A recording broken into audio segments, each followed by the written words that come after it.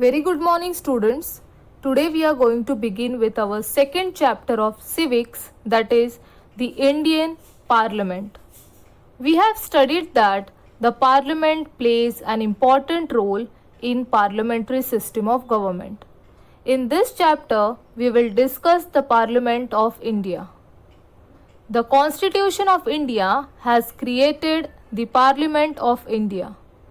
The legislature at the national level, that is the level of the central government, is called the parliament. It consists of the president and the two houses of parliament, that is Lok Sabha and Rajya Sabha.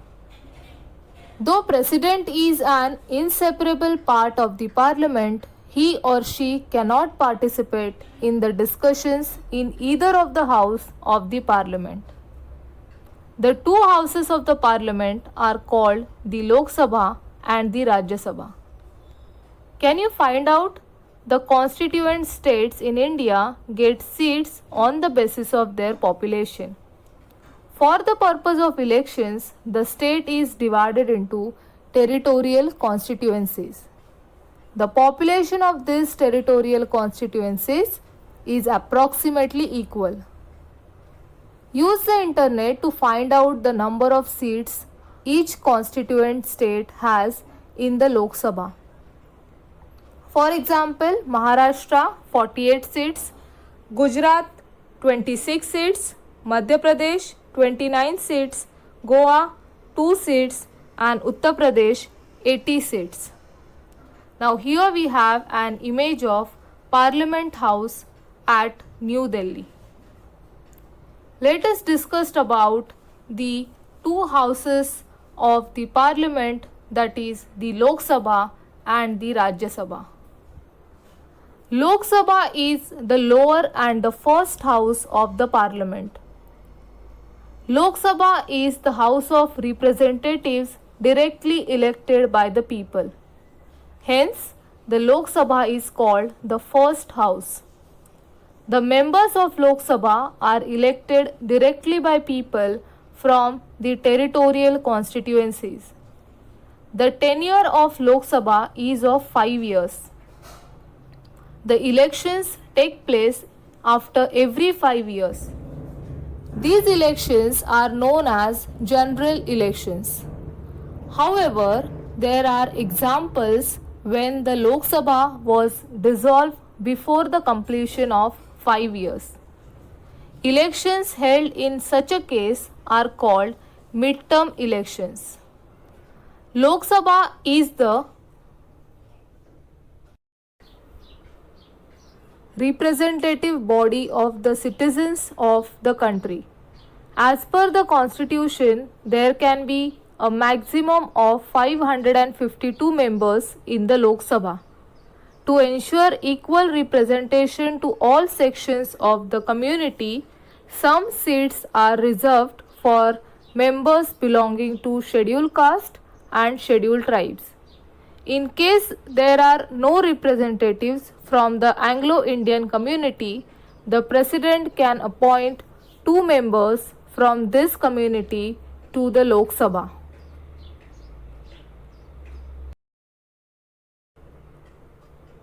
Very good morning, students. In our previous video, we have discussed about the first house of the Indian Parliament, that is Lok Sabha. In this video, we are going to discuss about second house of Parliament, that is Rajya Sabha. The upper and the second house of Parliament is the Rajya Sabha. The members of Rajya Sabha are indirectly elected. As the name suggests, Rajya Sabha gives representation to 28 states and 9 union territories in India. Thus, members of Rajya Sabha work as representatives of the constituent states. The total membership of Rajya Sabha is 250 members. Amongst them, 238 members are elected from the constituent states and union territories.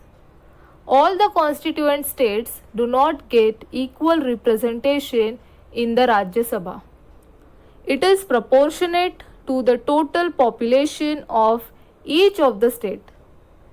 Remaining 12 members are appointed by the President. These members are usually experienced and distinguished personalities from the fields of literature, arts, science, sports, and social work. The members of Rajya Sabha are elected through the system of proportional representation. Rajya Sabha is never dissolved completely, hence it is called a permanent house. 1/3 members of total membership of Rajya Sabha who have completed their tenure of 6 years retire after every 2 years.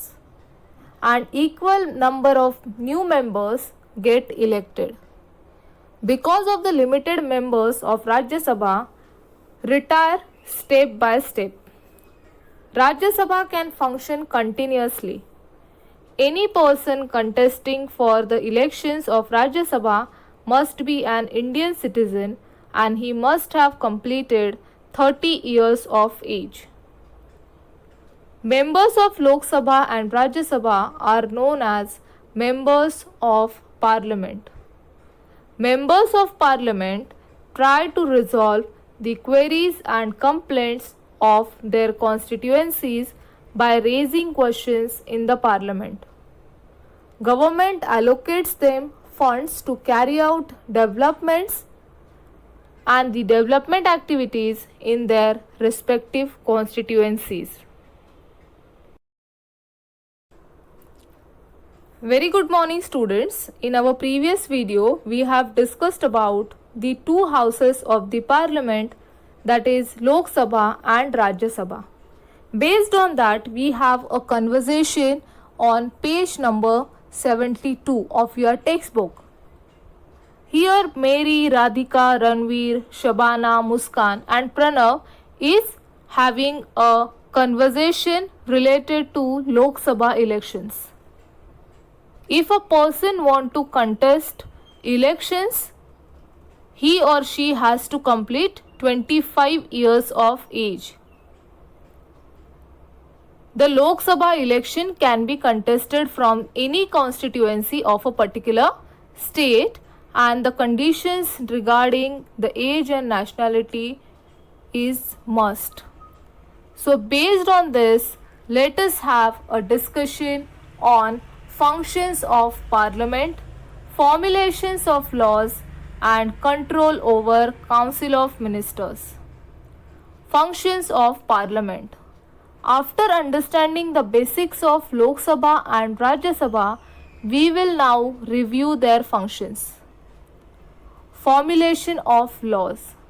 In order to achieve welfare of the people and the objectives of the Constitution, the Parliament has to formulate new laws. Also, outdated laws are replaced and necessary changes are made in some laws.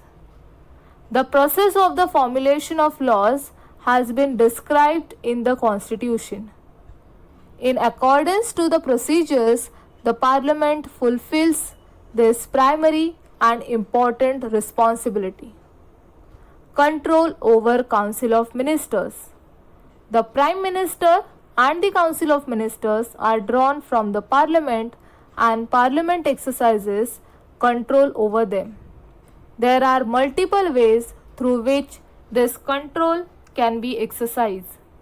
It is the responsibility of the Parliament to see that the Council of Ministers does not disregard the Parliament and functions under its supervision. Very good morning students. Today we are going to discuss about the amendments to the Constitution and about the Speaker of Lok Sabha. Amendment to the Constitution. The Parliament decides whether to make any amendment to the Indian Constitution. The Constitution Amendment Bill is considered to be an important bill. The Parliament discusses why the amendment is required and decides whether to accept it or not. The Constitution mentions various ways of amending the Constitution.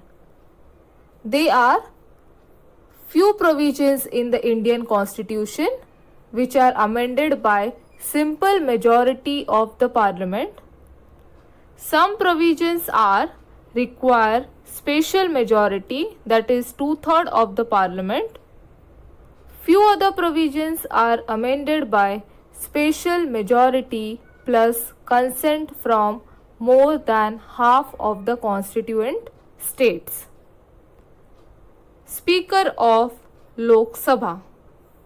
In very first meeting after the elections of Lok Sabha, the members of Lok Sabha elect a speaker and deputy speaker. Lok Sabha functions under the guidance and control of the speaker. Lok Sabha represents the citizens and the speaker represents the Lok Sabha. After getting elected as a speaker, he or she has to conduct the business of the house in an unbiased manner. Lok Sabha members have some rights and privileges as the representatives of the people. These are taken care of by the speaker. Apart from this, the speaker has to maintain the decorum and dignity of the house as well as interpret the rules of daily functioning of the house and work accordingly. Understand it. Both houses, the Lok Sabha as well as the Rajya Sabha, have same set of rights. But there are certain rights that are enjoyed by the Lok Sabha and are not available to the Rajya Sabha. For example, bills related to taxes are related to finance. Bills related to finance are considered as money bills, and such bills are introduced and passed in the Lok Sabha. Rajya Sabha has limited powers with respect to money bills. Meanwhile, the Rajya Sabha has certain rights which are not available to the Lok Sabha. For example, if Rajya Sabha feels that as a matter of national interest, the Parliament should make a law on the subject in the state list, it can pass a resolution to that effect. Very good morning students. In our previous video, we have discussed about amendments to the Constitution and about the Speaker of Lok Sabha. Now in this video, we are going to discuss about the Chairman of Rajya Sabha and how does the Parliament make laws. The Chairman of Rajya Sabha. The Chairman exercises a control over the functioning of Rajya Sabha. The Vice President is the ex officio Chairman of Rajya Sabha. The functions of Rajya Sabha Chairman also include maintaining the discipline in the House, facilitating discussions, giving members a chance to speak, etc. How does the Parliament make laws? In our country, the Parliament is empowered to make laws. To formulate them, a certain system has been adopted. This system is known as the law-making process. A rough draft of the law is prepared initially. This draft or outline is known as draft proposal of the law or bill of law. There are two types of bills that are primarily introduced in House of the Parliament. First is the money bill and second is the ordinary bill. In order to be converted into an act, that is law, the bill undergoes different processes. The first process is the first reading. The minister of the concerned department or ministry or member of the Parliament presents the bill and briefly explains its structure while presenting it. This is called as first reading. Second reading. There are two stages of second reading. In the first stage, the objectives of the proposal of the proposed bill are discussed and members in the House express their opinions on it. The supporters of the bill give favorable opinions while the opponents discuss the defects and faults in the bill. After the discussion within the House, as per the requirement, the bill is sent to a committee of the House. The committee report consisting of instructions and recommendations is sent to the House in order to make the bill flawless. Now, the second phase of the second reading begins, and in this phase, the bill is discussed clause by clause. Members can suggest changes, and after this, voting is taken in the House. Third reading. The bill is discussed briefly again during the third reading. Voting is taken for approving the bill. If the bill gets an assent by the required majority, then the bill is considered as passed by the House. The bill undergoes the same procedure even in the other house.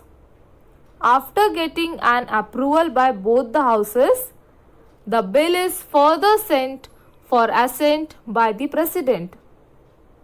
If there occurs a difference of opinion between Lok Sabha and Rajya Sabha over a specific bill, the future of this bill is decided in a joint meeting of both the houses.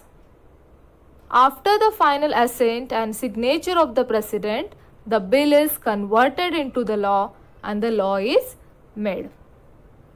Know this too.